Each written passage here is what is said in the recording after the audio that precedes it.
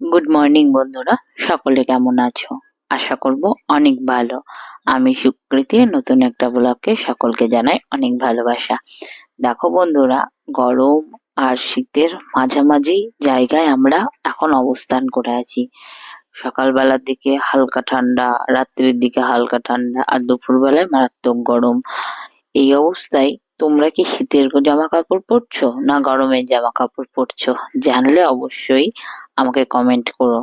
দেখো, আমার প্রচুর শীতের বস্ত্র ছিল, সেগুলো সমস্ত কেচে কুচে পরিষ্কার করে এখন আমি পরিপাটি করে ভরে রাখছি, কেননা এত জামা কাপড় আর লাগবে না। শীত যেহেতু প্রায় শেষের দিকে আর গরমের সময়ও চলে এসেছে, সেই জন্য যতটা পারছি আমি জামা কাপড়গুলো গুটিয়ে রেখে দিচ্ছি। এটা আমি করেছি অনেক সকালবেলায়, মানে গুছিয়ে রেখেছি, তারপরে গোটাচ্ছি, কেননা তাছাড়া সময় পাবো না। সেই জন্য খুব সকাল সকাল উঠে আগে এই কাজটা কমপ্লিট করছি। কি বলতো, শীতের জামা কাপড় দেখবে গুটিয়ে নিলে না বাড়ি ঘরে মনে হবে সব হালকা হয়ে গেল। এত জামা কাপড় মানে ভারী ভারী মনে হয় যে না, এবার কমছে, এবার ঘর বাড়ি আরো পরিষ্কার থাকবে, এটাই মনে হয়। এভাবে আমি জামা কাপড়গুলো সব ব্যাগের মধ্যে পুরে রাখলাম, যাতে তুলতে আমার সুবিধা হবে। আবার শীতকাল আসলে তো শুধু ব্যাগগুলো নামিয়ে নেব, তাড়াতাড়ি সুবিধা হবে। আগে অন্যরকম ভাবে থাকতো, এখন এইভাবেই রেখে দিই। তারপর বাড়ির সমস্ত কাজ সেরে আমি সোজা চলে গেছিলাম জামা কাপড় কিছু ভিজিয়ে রেখেছি সেগুলো কাচতে। আর সকাল সকাল না কাচলে এমনিতেই রোদের সেরকম জোর নেই, সেই জন্য সকাল সকাল উঠে আগে জামা কাপড়গুলো কেচে দিই, যাতে সব মানে একটু বেলা হতে হতেই শুকিয়ে যায়। তারপর জামা কাপড় সমস্ত কেচে পরিষ্কার করে আমি স্নানও করে নিয়েছিলাম সেই ফাঁকে, যাতে আমার ছেলে ঘুম থেকে উঠে গেলে আমি তাকে নিতে পারি। কি বলতো, আমি খুব ভোরের দিকে ঘুম থেকে উঠি, কেননা আমার ছেলে উঠে গেলে আর ওকে কেউ নেবে না, নেওয়ার নেই। আর আমি যেহেতু কাজগুলো করা হয়ে যায়, সেই জন্য আমি খুব সকাল সকাল ঘুম দিকে উঠে পড়ি। তাতে কি হয়, আমার কাজগুলো সমস্ত হয়ে যায়, অথচ আমি আমার ছেলেকে অনেকটা পরিমাণে সময় দিতে পারি। তারপর কিছু সবজি নিয়ে বসলাম, মানে মাছ মাংস ডিম আজকে করব না ভেবেছি, কিন্তু ছেলের জন্য তো প্রত্যেকটা দিন আমাকে ডিম করতেই হয়, সেই জন্য ওকে তো দিতেই হবে। আর এখন না শীতের সবজি ভালো লাগছে না গরমের সবজি ভালো লাগছে, এখন শুধু ডাঁটার তরকারি চলবে। কি বন্ধুরা, তোমাদের বাড়িতে ডাঁটা চলে এসেছে তো? হ্যাঁ, আমার বাড়িতে অনেকদিন আগে এসেছে, তবে আমি একদিনে সব ডাঁটা খেয়ে নিই না, অল্প অল্প করে খাই। আর ডাঁটা খেতে কে কে ভালোবাসো অবশ্যই কমেন্ট করে জানাবে। আমার থেকে আমার বর আবার খেতে বেশি ভালোবাসে, ওই জন্য আজকে একটা তরকারি করব, সেটা না টক না ঝাল না মিষ্টি, এরকম একটা, যাতে গরমে মানে গরম যেহেতু চলে আসছে তো সেই জন্য, আর শীতের সবজি খুব একটা ভালো লাগছে না, সেই জন্য একটু টক টক খাবার করব, যাতে মুখে স্বাদও বেড়ে যায় অথচ আমার খাওয়াও হয়ে যায়। একার হাতে সংসারে আমি কিন্তু প্রচুর রান্না বান্না করি না, যতটুকু খাই মানে আমার যতটুকু ভালো লাগে বা আমার বর যেটুকু ভালোবাসে আমি সেটুকুই করি। কি বলতো, এক্সট্রা রান্না করে কি হয়, পড়েই থাকে, খেতে চায় না। ও যেটা ভালোবাসে ওর জন্য সেটা করে দিই, আমি যেটা ভালোবাসি সেটা আমি করি। ওই একটা দুটো পদ করে আমি রান্নাটা কমপ্লিট করে নিই। তারপর দেখো সমস্ত সবজি আমার কাটা হয়ে গেছে, এবার পরিষ্কার করে ধুয়ে নিয়ে তারপর আমি রান্না বসাবো। তারপর দেখছি অনেকগুলো সজনের ফুল, এবার সজনের ফুলগুলো ফেলে দেবো, এবার এখান থেকে পকোড়া করে নেবো। তোমরা সজনে ফুলের পকোড়া খেতে কে কে ভালোবাসো আর কে কিভাবে বানাও অবশ্যই আমাকে একটু বলে দিও, তাহলে আমি এর পরের দিন নতুন কোনো পদ্ধতিতে বানাতে পারবো। আর আমি যেভাবে বানিয়েছি তার রেসিপি আমি দিয়ে দেবো। দেখো, একটা একটা করে কিন্তু সবগুলো ছেড়ে নিয়েছি, এক ঝুড়ি ফুল, কিন্তু যখন বাছা খোছা করলাম তখন একদম একটু কয়েকটা পকোড়া হয়েছিল, তার বেশি হয়নি। দেখে মনে হচ্ছে কত, কিন্তু করার সময় একদম একটু হয়ে গেছিল।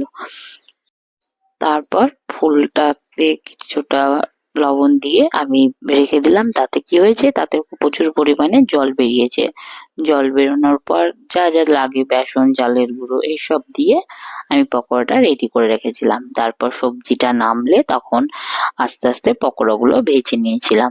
আর শোনো বন্ধুরা, যদি তোমরা এরকম মানে ফুলের বড়া খেতে চাও, একটু তিতকুটে লাগবে কিন্তু খেতে ভালো। এটা কিন্তু সুগার বা যাদের হাই প্রেশার তাদের জন্য খুব উপকারী। আর সব রকম সবজি দিয়ে বড়ি দিয়ে একটা তরকারি করেছিলাম। এটা খেতে এখন আমার ছেলেও ভালোবাসছে, জানো তো। ও দেখি ওর খাবারের সঙ্গে মিশিয়ে দিই, ও খেয়ে নেয়। তারপর দেখো আমি আর আমার হনুমান, মানে আমার কোল থেকে নামবে না। আমি রান্না করতে যখনই ঢুকে পড়বো ঘরে, ও কিন্তু আমার সঙ্গে রান্নাঘরে ঢুকে পড়বে। আর যদি দেখে ফোনে আমার মানে ভিডিও হচ্ছে, ও ঠিক নাচতে শুরু করবে। হ্যাঁ, ও ভাবে, ও বুঝে গেছে এখন থেকেই যে মা এবার ভিডিও করবে, সেই জন্য ও কিন্তু নাচতে শুরু করে দিয়েছে। এটা কি ভালো গুণ না খারাপ গুণ জানি না, তবে এখন শিখছে। এটাই তো জেনারেশন চলে আসছে, তাই না? আমার বাচ্চা কিন্তু এখন বুঝে গেছে যে মা একা থাকে, মাকে বেশি জ্বালাবো না। ও আমার অনেক হেল্প করে, জানো কি করে তোমাদের বলি। যখন আমি জামা কাপড় কেচে বালতিতে রাখি, ও কি করে, আমি যখন মেলতে যাই, ও কিন্তু বালতি থেকে একটা একটা জামা কাপড় তুলে আমার হাতে দেয়। ও দেয়, আমি নিই, তারপর মিলি। ও এতে খুব আনন্দ পায়। আর এই কাজগুলো না ওকে আমি করতে দিই। তারপর দেখো ওর খেলনাগুলো সব ঢেলে দিয়েছি, ও কিন্তু একটা একটা করে সব বালতিতে ভরে দিবে। এগুলো করে, ও ভালোবাসে করতে। আর এগুলো আমিও মানে ওকে করতে দিই, বাধা দিই না। ও যেমন খেলনার সমস্ত ঢালবে, তারপরে ও কিছুক্ষণ পর আবার নিজে সব গুছিয়ে রাখে। তোমাদের বাড়ির বাচ্চারা কে কি দুষ্টুমি করে অবশ্যই আমাকে জানিও। আর আমার বাচ্চা তো কি করছে না করছে সমস্তই তোমাদের কাছে দেবো। আর হ্যাঁ বন্ধুরা, যদি ভালো লেগে থাকে অবশ্যই সাবস্ক্রাইব করে দিও। আর কি চাইবো তোমাদের কাছে। তারপর দেখো আমি জামা কাপড়গুলো কিন্তু মেলে দিয়েছি। মেলে এগুলো কিন্তু ও সব একটা একটা করে আমার হাতে দিয়েছে, আর আমি তখন মেলেছি। তারপরে পকোড়া করব বললাম, ওই জন্য কড়াইয়ে তেল দিয়ে তেলটাকে ভালো করে গরম হতে দিলাম। কেননা কি, গরম না হলে তলায় লেগে যেতে পারে। তারপর পকোড়াগুলো একটা একটা করে দিয়ে ভেজে নিলাম।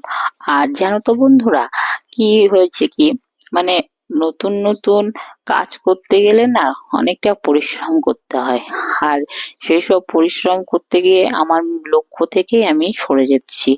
এত কাজ, বাচ্চা দেখা, মানে আমি সত্যি নিজে বুঝতে পারছি না যে আমি কোন দিকে যাব, কি করব। সামনে নাকি শুনছি এসএসসি হবে। আমি যে এসএসসির জন্য প্রিপারেশন নিচ্ছিলাম সেটাও বন্ধ করে দিচ্ছি, আবার কোনোদিন করছি। এইভাবে না আমার আর পড়াশোনাটা হচ্ছে না। কি জানি পড়াশোনা আর হবে কিনা। যাই হোক, দেখা যাক কতদূর কি করতে পারি।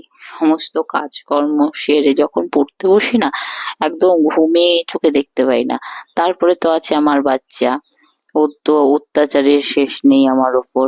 তারপরে আমি রান্না কি করেছিলাম দেখো, এটা আলু বেগুনের সিদ্ধ, তারপরে ছিল তোমার মুসুর ডাল সিদ্ধ, পাঁপড় ভাজা, ডিম সিদ্ধ, আর এখানে ছিল যে পাঁচমিশালি তরকারি দিয়ে একটা সবজি, আর করেছিলাম পকোড়া, আর সাদা ভাত। এই দিয়েই মোটামুটি আজকে দিনটা চলে গেছে।